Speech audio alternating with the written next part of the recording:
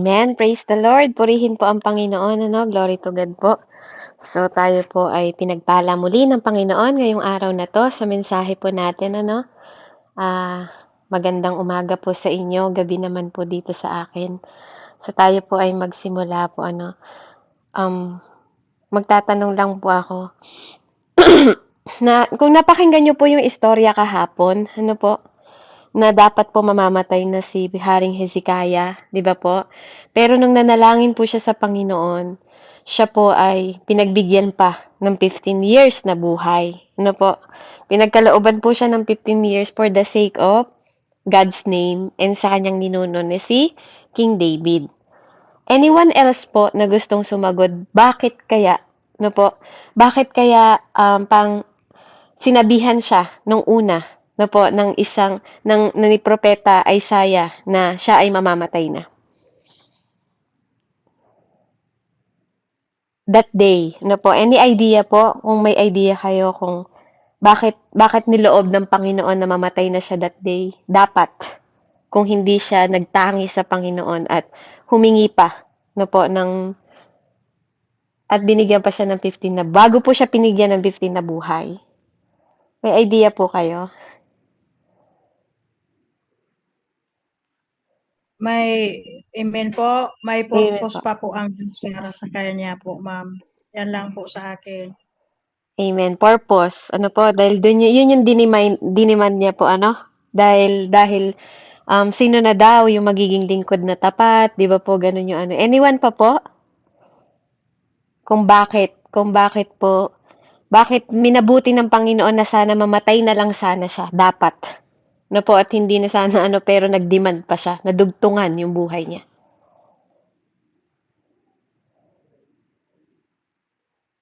Anyone po?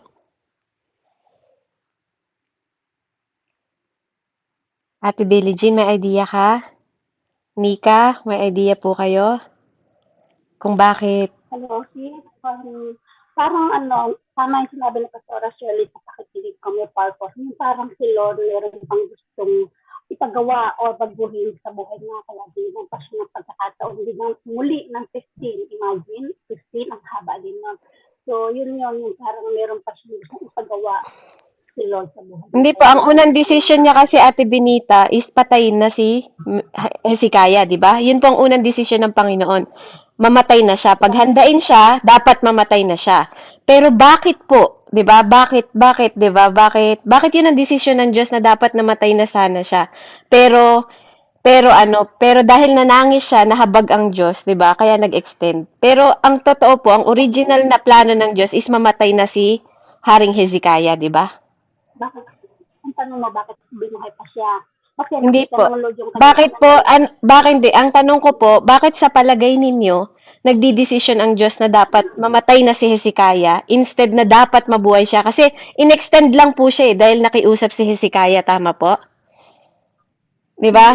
Nanalangin po si Hezekiah.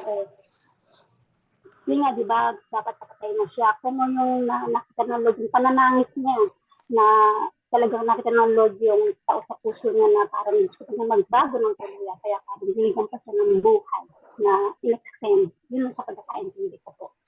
Amen. Kasi nanangis talaga ng libusan, nanangis siya talagang nanangis ba. Talagang yun na yun, iiyak, nanangis yung malalim na Tagalog na yun, nandun na lahat yung nanangis siya kay Lord. Kaya, in-extend siya niya. Amen, sister. Ayun. Amen. Sige po, last po, Ate Billie Jean, sasagot po kayo. Sa akin naman kung bakit sinabi ni Lord na mamatay na siya. Kasi panahon na eh. Panahon na sana ni sino ba 'yon? Hezekiah po, Haring Hezekiah. Ni Hezekiah. Oo. Panahon niya na sana na mamatay siya kasi nga may sakit siya, 'di ba? Matanda na rin po siya. At ngayon ay sabi nga 'di ba nga sabi nung nalaman ni Hezekiah 'yon na mamamatay na siya ay nananalangin siya talaga na ipinaalala niya muli sa ating Panginoong Diyos yung mga nagawa niya, kung paano siya na naglingkod ng tapat sa ating Panginoong Diyos. At gayon nga, siyempre nahabag ang ating Panginoong Diyos. Mahabagin ang ating Panginoong Diyos. Ipinagkaloob niya muli yung buhay na instead na kukunin na sana ng ating Panginoong Diyos. Kaya yung panahon na yon na instead na kukunin na siya, ay pinagkalooban pa siya ng bagong buhay. Yun po sa akin yung panahon niya na sana kunin na siya ng ating Panginoong Diyos. Amen. Praise God. Alam niyo po ano, hindi nagkakamali ang Panginoon eh. Kung tutuusin po ano. Kung pumayag lang po sana si Menese, si Hezekiah, na siya po ay mawala nung panahon na yon. But purihin po ang Panginoon dahil ang Diyos ay mahabagin, makikita natin sa kwento na in-extend pa ng 15 years ang buhay niya. Pero bago yon, manalangin po tayo sandali. Purihin ka, O Diyos, amang banal, Diyos na makapangyarihan sa lahat na may gawa ng langit at lupa. Nagpapasalamat po kami, Ama, sa araw na to na muli mo kaming tinipon upang mag-aral ng iyong banal na salita. Patuloy po, Panginoon, Lord, lumalapit ako sa iyo, Panginoon, nagpapahugas at nagpapalinis, Panginoon, ng aking mga nagawa, Panginoon, Lord, sa aking buhay, Panginoon, sa araw na to. Ano man po ang aking nagawa, Panginoon, patawarin niyo po ako sa isip, sa salita at sa gawa, Panginoon. Nagpapakumbaba po ako sa iyong harapan sa mga oras na to, Ama. Patuloy niyo po kaming gabayan, Panginoon, at gabayan mo kami ng iyong banal na Espiritu, Panginoon. Patuloy naming inaanayahan sa kalagitnaan po ng gawain, Ama, ang iyong Santong Espiritu, Panginoon, na makiisa at makisama, Panginoon, Lord God, sa gawaing ito ng spiritual mentoring. Pagpalain niyo rin po ang bawat isa, Ama. Ikaw lang ang makita, magliwanag, Panginoon, at kapulutan po namin ng aral ang lahat ng kwento, Panginoon, at prinsipyo ng mga pangako mo, prinsipol, Panginoon, ng mga istorya na to na binubulay-bulay namin sa bawat araw. Maghari nawa, Panginoon, ang pusong, espiritu, Panginoon, at ang mga tenga para makinig, Panginoon, ng mga pupulutin naming aral sa araw na to, Panginoon, sa pangalan ni Jesus. Tanggapin niyo po ang lahat ng karangalan, katwiran, kapangyarihan, kaluwalhatian para lamang sa iyo, Ama, na ikaw po ang laging maparangalan. Kasangkapanin mo lang ang iyong lingkod, Panginoon, na makapagpahayag sa oras na to. In the mighty name of Jesus, I pray, sa ngalan ng Ama, Anak, at Espiritu Santo. Amen. So, makikita niyo po sa kwento na to, yung wickedness po, yung pag sinabing wickedness, yung kahangalan, parang ganun po, yung kalapastanganan ng pagre-reign, paghahari po ng kanyang anak na si Manese. And, makikita nyo po, kung pumayag si Hezekiah na mamatay na siya that time, na sinabi po ng Panginoon, hindi na sana pinanganak si Manese. Si Manese hindi na sana pinanganak kasi itong taon po na to, Manese was 12 years old only. And yun yung extension, na binigay ng Panginoon kaya pinanganak si Manese. Kaya si Hezekiah, sa kanyang panalangin, kung tinanggap niya yung sinabi ng Panginoon that time, hindi na po naghari si Manese. Dahil itong panahon na to, he was 12 years old. At dito sa taon na to, nakita nyo po sa binasa, ito yung parang lalong kinasuklaman ng Diyos higit pa sa ginawa ng mga Israel dahil sa pamumuno ni Manese.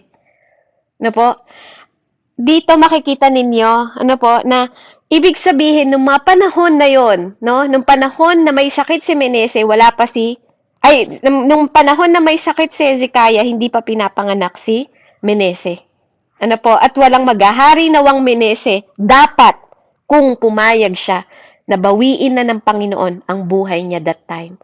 Sometimes, may dahilan ng Diyos kung bakit kailangan mo nang mamatay, kung bakit kailangan niya nang bawiin ang buhay mo, At alam ng Diyos ang ginagawa niya. Lagi pong sinasabi, kung maiintindihan lang natin, ang isip ng Panginoon, dahil ang isip ng Panginoon ay mas mataas sa pag-iisip mo. Mas mataas sa kaparaanan natin. Kaya, pag nagdesisyon ang Diyos na tayo po ay bawian na ng buhay, may dahilan ang Diyos na hindi mo alam. Maaaring may mga pamilya dito na nawalan ng anak, maagang nawalan ng tatay, maagang nawalan ng mga pamilya, Pero isipin niyo mabuti, may magandang naidulot yung pagkawala ng mga tao na yun, May maganda pa ring naidulot, hindi lang siya puro kalungkutan, I believe, si Ate Nina, kung di po ako nagkakamali, yung tatay niya maagang nawala, pero mas lalo niyang nakilala ang Panginoon. Na po. So, sa kwentong ito, na po, sa kwentong ito, makikita natin po, kung paano ang nangyari po sa pamumuno na po ng angkan na nagpapatuloy sa Juda. Na po. So dito, makikita po natin ang mga key character natin today. Na po. Ito pa rin po yung paghahari sa Juda. Na po. Si Manese, the son of Hezekiah. Naging king po siya ng 55 years na po after his father. Sa edad na 12 years old. Si Amon po, yung kanyang anak na sumunod, na po, anak po ni Manese, na po, he become king of Judah after his father. Sa loob lang, nag-reign siya ng 2 taon lang. Si Josiah po, anak naman ni Amon, dahil sa generation po nila kinukuha, sa generation, ay sa lineage, sa mga angkan po nila kinukuha yung pagiging king. Dahil yun ang covenant ng Panginoon sa kanila. Naging hari po siya ng Judah after his father, at makikita natin yung susunod na chapter kung paano po ang paghahari na ginawa niya, at kung gaano katagal. So dito po, makikita natin, na ang dahilan ng Diyos, kaya gusto niya na po dapat mamatay si Hezekiah that time, kasi ina-avoid niya na ipanganak itong si Manese. Ina-avoid ng Panginoon dahil alam niya ang mangyayari that time. Dahil God is the God of future. God is God, He is all-knowing God. So after King Hezekiah death, si Manese po ang nagtook ng throne ng Judah. At ang sabi doon sa kwento, hindi siya nag-follow sa step ng kanyang father. Instead, anong ginawa niya po? Naging evil siya sa mata ng Diyos. Hindi siya naging kasing buti po ng kanyang ama. In fact, yung Judah po, naging lalong mas wicked pa. Yun ang sinabi ng Panginoon, naging mas worse pa po siya, than the nation of Israelites. Kung paano po yung promised land during Joshua's days, mas naging napaka-wicked nila, napaka-foolish nila. Anong ginawa niya? Bakit nasabi po ng Panginoon? Alam niyo yung pinagiba po na highest place, kung saan sumasamba yung mga pagan, kung saan sumasamba yung mga Diyos-Diyosan, di ba? Pinagiba po yun ng tatay niya. Nung yung tatay niya ang namumuno, at siya po ang kauna-una nagpagiba noong high place na yon, di ba? Tinore down yun ng kanyang ama. Dahil ayaw ng Panginoon na sumasamba tayo sa mga Diyos-Diyosan, at hindi lang yun. Sumamba sila sa lahat ng, sa buwan, di ba? Ang dami po nilang sinamba. During that time, hindi lang po nakipag-participate pa si Manese, sa mga pagsamba, sa mga katulad na Diyos-Diyosan na ganon.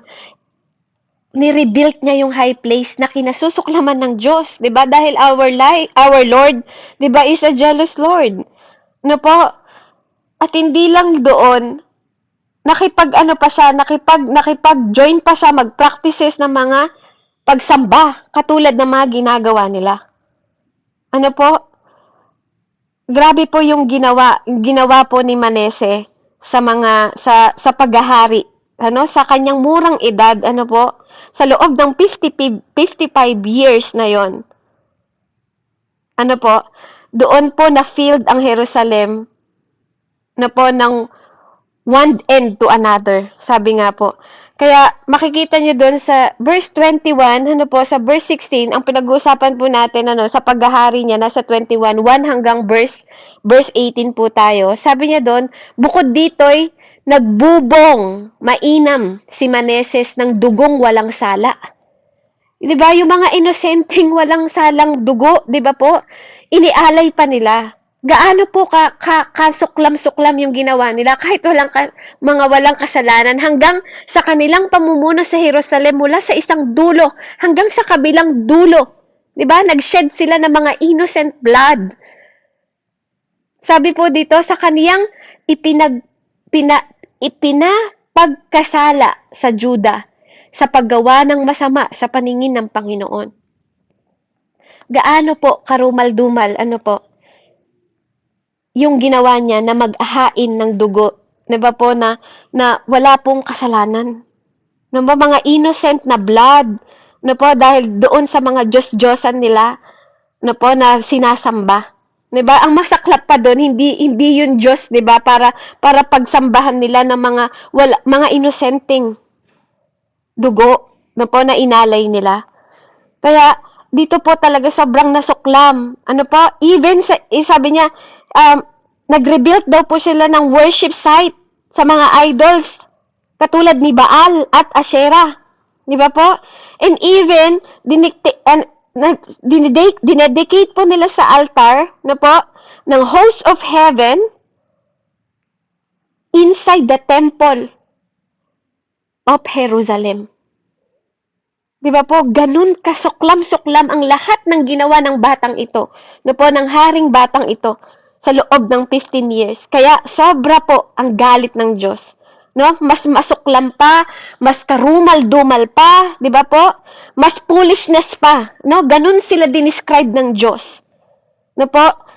Higit pa daw sa ginawa ng Israel. Masama na po noon yung mga Israel, pero dahil nung namuno siya, mas higit pa silang naging evil sa harap ng Panginoon. Winelcome niya pa po yung mga fortune teller, yung mga manghuhula, yung mga medium, di ba po? Sa loob ng Judah, na po, na pinaghaharian niya. Lahat ng mga winasak ng kanyang ama, lahat ng mga tinanggal ng kanyang ama, ni-rebuild niya lahat. Na po, parang beginning ng evil ulit. Nalinis na lahat yun ng ama niya, lahat. 'Di ba? Lahat po 'yon sa tulong at gabay ng Panginoon kay Hezekiah, lahat 'yon. Pati pagtatagumpay, no po, lahat ibinigay ng Panginoon, no po, dahil andun yung kanyang desire na tanggalin ang mga Diyos-Diyosan na to, pero dahil dito sa anak na to, no po, lahat ito binilt niya uli, ni-rebuilt niya uli. Ano po? Ganun kasama. Ano po? And he took the part of horrible practice of sacrificing children. Nag-alay din sila ng mga sakripisyong bata, kung saan mas higit palalong kinagalit ng Panginoon. Nakita niyo po, ito yung mga bagay na iniiwasan ng Diyos kung bakit sana kinuha na niya. Di ba po, yung buhay ni Hezekiah. May dahilan at purpose din po ang Diyos sa atin. Kung ikaw iniisip mo na may purpose ka sa mundong ito, mas higit alam ng Diyos ang purpose na pwedeng mangyari sa'yo kapag hiniling mo pa yung mga bagay. Ano kaya minsan we have to surrender everything sa Panginoon. Kung bakit may surrender na tinatawag? Because He know better. He is all-knowing God. Na po? Dahil kung hindi na dapat, wala na po ito. Hindi na sana to na-rebuild lahat. Wala na pong nangyaring ganito. Mga inosente, maraming namatay. Even mga bata namatay. Di ba po? Dahil sa paghahari niya.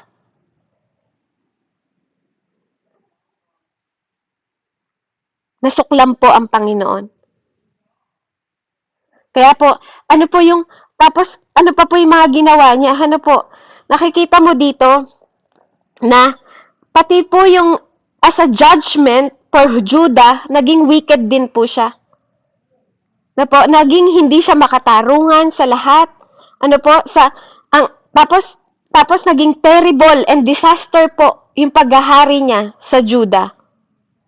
Ano po, ang ginawa niya dito,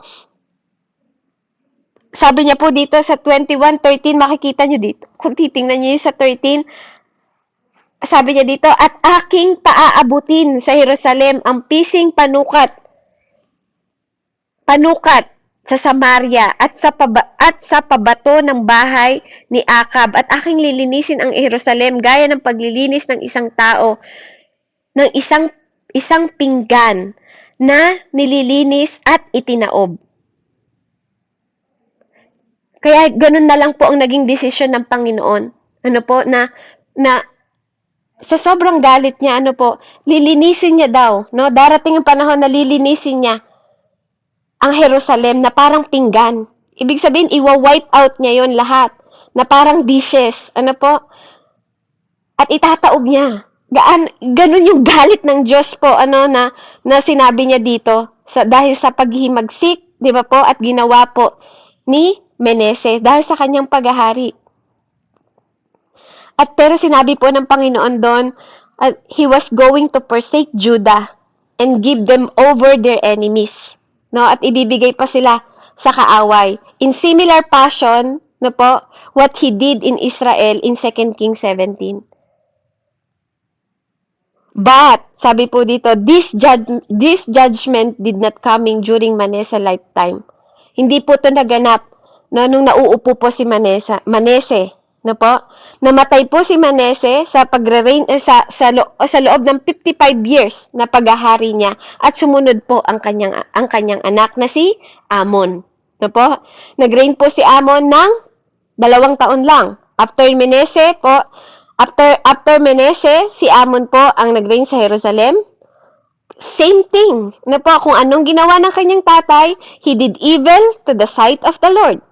Na po, ang ginawa niya, makikita niyo po sa 22, at pinabayaan, sabi to, at binayaan ang Panginoon, ang Diyos na kanilang mga magulang at hindi lumakad sa daan ng Panginoon. Na po, sumamba sila sa Diyos-Diyosan, naglingkod sa Diyos-Diyosan, at kung paano pong naglingkod ang kanyang tatay na po na yumaon, ganun din ang mga ginawa niya. Na po, kaya hindi na pinatagal ng Panginoon ang kanyang pagre-reign sa Judah po at sa loob ng 2 taon, ano po, namatay po siya. Ano po, sa likod daw doon, sabi niya po to, nagsipagbanta laban sa kanila, pinatay ng hari ang kanilang sariling bahay. Ngunit pinatay ng bayan, ng lupain, ng lahat na nagsipagbanta laban sa haring Amon at ginawang hari ang bayan ng lupain ay si Josiah, no? Dahil dito, ano po, dahil sa galit po ng Panginoon, ano, hinayaan niya po, no, na ang buong sambayanan niya, na po ay mawala ng mabilis sa loob ng 2 taon. Na po, pinatay po sila sa buong sambayanan nila at nilibing sila, na po. At nasusulat po doon sa mga ginawa, halos wala silang alaalang maganda, na po, na nasusulat sa aklat ng hari, sa paghahari nila sa Judah, na po. At siya'y inilibing sa kanilang libingan, sabi doon sa last na verse natin po, sa halamanan ng Uza at si Josiah, ang kanilang anak ay naghari na nakahalili niya. No po, yung natitira niyang anak, no po, ang humalili po sa kanya. Kaya dito po ang Panginoon sa loob ng 2 taon at pagsunod niya, ang pagsunod ni Amon sa kanyang tatay ay hindi nagdulot ng maganda at mabuti sa kanya. Na po, dahil sa galit ng Diyos, na po, hinayaan niya at niloob niya na madali siyang mawalan ng buhay at kitilin po. Na po, i-assassinate sila. No, in-assassinate po ang buong sambayanan niya. So ano po yung makikita nating application dito? Na po, makikita niyo dito sa kwento na to, no, kung ma-appreciate niyo lang po yung kwento. Hindi siya ganun kaganda, hindi siya ganun kaano sa paningdinig, ano po. Pero kung makikita natin yung application, it only takes, na po, 1 generation, no?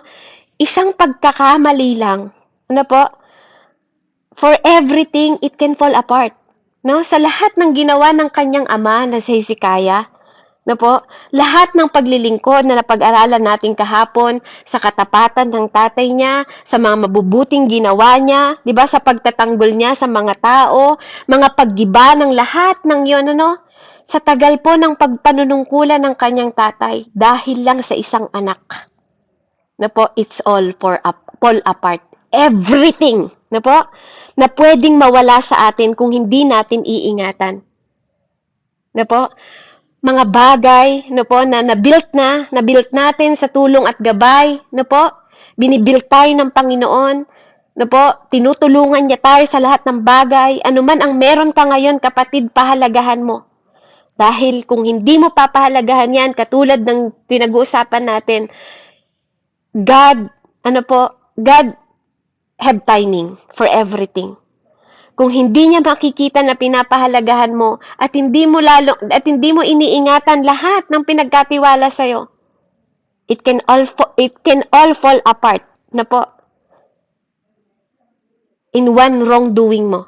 Isang pagkakamali, isang desisyon na pagkakamali mo, magpo-fall apart to. And people will forget you. Madali kang kalimutan ng tao. Madaling kakalimutan ng tao ng lahat ng mga ginawa mong kabutihan, di ba? Lahat, gawin mo man ang kabutihan ng lahat. Isang pagkakamali mo, di ba po? Magpo-fall apart lahat ng tinanim mo. At sa ama niya, na si Hezekiah, na po kahit napakaganda ng record, nakalimutan yung lahat ng tao. Nakalimutan lahat ng tao kung anong ginawa sa kanila ng Panginoon. Nakalimutan lahat ng tao kung gaano kabuti ang Diyos sa kanila. Dahil lang sa isang pagkakamali ng isang pamumuno ng hari, lahat yon nawala. No po, kaya maging matalino po tayo sa bawat pagdidesisyon natin, no po. Sa bawat emotion natin. I myself admitted po ako na konting pagkakamali lang, no? Kahit sa buhay ko po, sa pagdidesisyon. Dahil sa emosyon, di ba? Dahil sa mga nararanasan natin, sa mga mahal natin sa buhay, lalo po. No po, sa ating henerasyon ngayon. Pwedeng mag-fall apart ang pamilya. Amen? Maling desisyon, pwedeng maghiwalay ang mag-asawa. Maling desisyon, di ba? Maling mga salita, pwedeng magtanim ng galit ang bawat isa. At ganun yung ginagawa ng kaaway sa atin. Na po, bilang application lang po, i-set aside natin yung kwento. Na po, dito sa buhay natin, yung application natin, na pwedeng mawasak ang isang pamilya sa maling desisyon.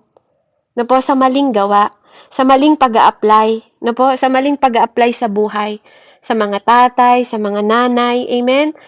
Diba po? Maraming nawawasak na pamilya, nag-OFW, maraming nawasak na pamilya. Mga naiwan na pamilya, mga anak, marami po. Na po, halimbawa na lang sa practical na buhay natin ngayon. Isang desisyon, na po, ang daming nadadamay. Kaya, ingatan po natin yung bawat desisyon natin, na po, kasi maraming buhay, no? Kapag tayo po, naisip natin na magloko sa pamilya natin, apektado po yan. Hindi lang anak mo, hindi lang nanay mo, hindi lang magulang mo. Di ba po? Lahat apektado. Sakit ng, sabi nga, sakit ng kalingkingan, sakit ng buong katawan. Na po, at sa nation nila na to, no? Yung buong Juda po, naapektuhan lahat, di ba? Kahit mga inosenteng mga tao, mga batang walang inosenteng mga bata na walang kinalaman, na po, nagkitil ng buhay, nag-alay ng buhay. Amen? Dahil sa desisyon ng isang haring mali. Di ba po? Sa buong nation. Sa atin po, sa presidente, sa mga presidente natin ngayon, magkamali lang sila ng desisyon, lahat tayo damay. Kahit ayaw nyo, sa ayaw at hindi nyo, sa Pilipinas, lalo na po, di ba? Dahil wala namang rights yung mga people dyan kung anong desisyon ng paghahari ng presidente. Amen? Kaya, it can happen. Di ba? Sabi nga sa Ecclesiastes, kung anong nangyari noon, mangyayari pa rin ngayon. Pabalik-balik lang, paulit-ulit lang. Amen? So, dahil sa generation na yon, it's only one generation, sa angkan lang po ni Hezekiah, lahat ng yon, lahat ng kabutihan niya na ginawa, lahat yon nawala. Na po, kaya tayo po sa generation natin, we need to give sa generation natin the best. Diba? Best effort po sa mga children natin, sa mga anak natin, diba? Sa mga magulang natin, sa pamilya natin. Na po, una sa kanila. Na po, dahil tayo nagbibuild tayo ng relasyon na po sa Panginoon natin, di ba? Tinutulungan tayo, i-build ng Diyos, binibuild niya tayo, yung foundation ng ating pananampalataya. Amen? Hindi ka lang naliligtas, kapatid, dahil sa faith. No? Ang faith po, binibigay ng Diyos. Pero ang hinahanap ng Panginoon sa ating lahat, yung faithfulness mo. Amen? Faithfulness ang kailangan ng Diyos. Kasi galing sa Kanya ang faith. Paano mo yun hinahandle, yung faithfulness na yun? Kasi hindi ka naman maliligtas ng sasabi mo faith lang kasi ang faith galing sa Diyos. Ang hinahangad niya sa iyo at sa akin, yung faithfulness mo. Amen? So every generation po ng children natin, kailangan ibigay natin sa kanila, no, sa ating mga angkan ngayon, sa generation nila, sa lineage nila, 'di ba? Sa mga anak natin, yung pagmamahal, na maging godly sila, magkaroon sila ng committed na relasyon sa bawat pamilya, sa bawat magulang, intentionally, sa Diyos higit sa lahat. Maging intentional tayo na turuan natin yung ating mga anak para wag po tayong mag-fail sa susunod na generation natin. Katulad ng mga consequence na naranasan po ng angkan ni Hezekiah. Amen? Dahil sa maling desisyon niya, kung hinayaan niya pong binawi na lang ng Panginoon ng kanyang buhay, hindi nawa po nangyari yung ganito. Pero dahil mahabagin ng Panginoon sa kanya po at ipakita ng Diyos ang kabutihan niya, ang faithfulness niya sa katapatan na pinakita ni Hezekiah nung panahon na yon, binigyan niya ng pagkakataon. Pero katulad po ng sinabi ko kahapon sa pag-aaral natin, maging wise ka. Hingin mo yung wisdom ng Lord kung paano tayo mamuhay ng tama, matuwid, at kapuri-puri sa harap ng Diyos. Kung naturuan niya yung kanyang anak din nung panahon na yon. Sometimes kasi mas concerned tayo, 'di ba, sa ibang bagay katulad nung nangyari sa kanya na naging concerned pa siya sa Babylonian that time, Pinakita niya po yung kanyang mga kayamanan sa Babylonian, 'di ba po? At hindi natuwa ang Diyos sa kanya kasi hindi yun ang ine-expect ng Panginoon na dapat niyang gagawin sa extension na 15 years na pinagkaloob sa kanya. Kaya po, hindi nga natin alam kung kailan tayo babawian ng buhay. Kaya ang payo po sa atin, ang principle na binibigay sa atin ng istorya na to, sa generation natin, maging matalino po tayo sa bawat pagdidesisyon. Magkaroon tayo ng wisdom na galing sa Panginoon kung paano mo i-consume ang bawat oras na pinagkakaloob sa atin ng Panginoon ng matalino, ng may kaunawaan, ng may kapangyarihan na nagmumula sa Diyos, ang pag-ibig, kaunawaan, ang kanyang salita na maging lampara natin sa bawat hakbang natin, pagtuturo natin sa ating mga anak at ipakikita natin yung presensya ng Panginoon sa kanila na makita po sa atin yun bilang ilaw at asin ng mundong ito. Amen. Sa generation po na susunod natin. Kaya purihin po ang Panginoon, at karumal-dumal at kasuklam-suklam yung mga ginawa ni Manese, pero wala po tayo sa kwento ni Manese ngayon. Kaya ang pulutin natin yung mga bagay na mabubuti, na pwede nating gawin in the future. We are not in the past. Wala na tayo sa kwento na to ng Judas, ng Judea. Wala tayo sa kwento ng Israelita. Nasa kwento ka ngayon ng future mo. Anong buhay mong gagawin sa future mo, Ate Nina? Anong buhay mo, Pastor Art, na pinagkatiwalaan kayo na maging pastor, na pinagkalooban kayo ng kapangyarihan na makapagturo sa mga tao? 'Di ba? Mga kapangyarihan na gagamitin ng salita ng Panginoon sa lahat ng mga pastor at pastora. Ano po ang itatanim natin sa mga tao at generation ngayon, sa mga nanay at tatay, sa mga kapatid, amen, sa kapatiran, ano ang generation natin ngayon na pwede nating itanim, amen? We are not living in the past, we're living in the future, which the power of the Holy Spirit, ang magbibigay sa atin, na magtuturo sa atin, na maging fruitful ang buhay natin sa hinaharap at sa kasalukuyan. Kaya purihin po ang Panginoon, and to God be the glory po sa buhay ng bawat isa na nakiisa po sa gawaing ito. Nawa, pinulot natin yung mga mabubuting bagay, at itapon natin yung mga masasama at wag na nating tularan pa. Purihin ang Panginoon. Let's pray. Hallelujah. Heavenly Father, we thank you sa oras na to, Panginoon. Salamat po. Bagamat hindi magaganda ang mga narinig naming kwento sa mga inosenteng bata, Panginoon, Lord, mga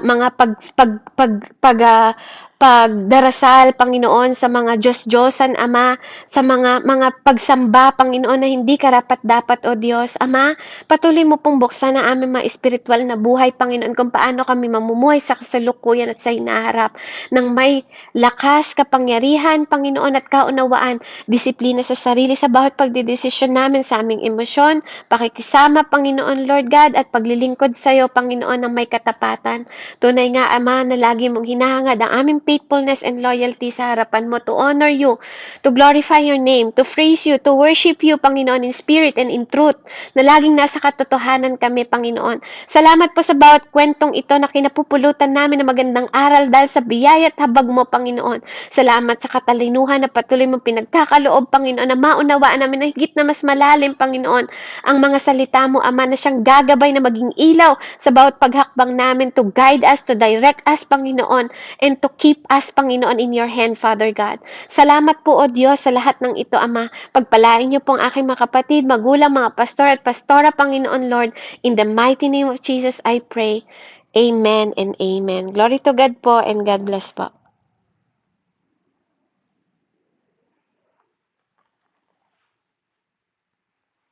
Amen. Thank you po, Sis Bev, sa iyong oras na ito na ipinagkaloob mo po, na ipinagkaloob po ng ating Panginoon.